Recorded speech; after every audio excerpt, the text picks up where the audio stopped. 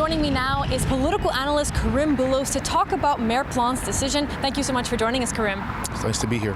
What do you make of the decision, and are you surprised at all? Well, I am surprised because in a recent poll, she actually had a surprisingly favorable rating. 25% of respondents would like to see her become mayor again, so which is quite rare after 2 mandates. I think she had a popularity base that was very supportive, but at the same time, it's very astute political savvy to leave on a high. Nobody wants to be defeated. You know, she's won 3 elections, 1 as a councillor, 2 as mayor. She's outgoing with her base thinking that she walks on water. She's put in new measures for specifically environmental action, roads and bike paths, and attacking global warming issues that are of more concern to the youth.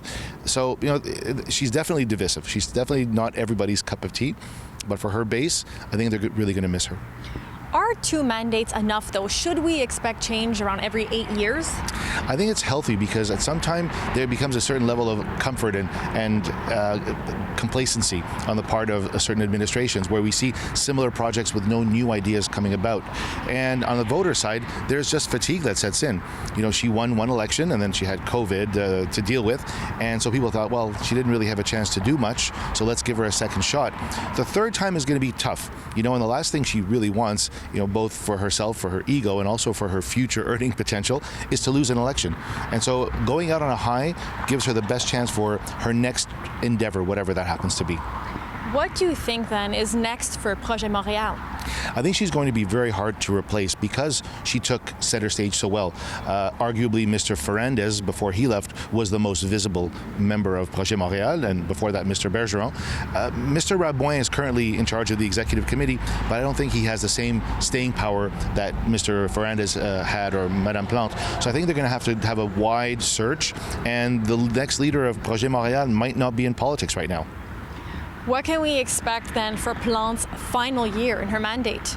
I think she's going to go out with a bang. She wants to ensure that her new master plan and mobility for urban planning strategies, ensuring environmental new issues are being addressed, finishing the projects she promised. She talks about a lot of social housing. They're going to want to finance and fund new social housing upstarts. So I think she wants to go out and to be remembered as somebody who has a checklist of things that she accomplished. So I think we're going to see an uptick. And with no election in a year, she has all her time to commit to on the ground, talking to people and putting projects forward that will be stamped Valérie Plante. Overall, what kind of day is this for Montrealers? I think it will be very mixed. Some people will be very happy because on the economic side, people criticized her position on bringing in new business, her attitude towards urban development and not allowing more height and density and so on. And the economic situation downtown right now is dire with commercial storefronts, at an all-time low. So I think those people might see it as a chance for a wind of change. Her popularity with her base will mean that those people will find it very hard to imagine the city without someone as progressive as they found her to be.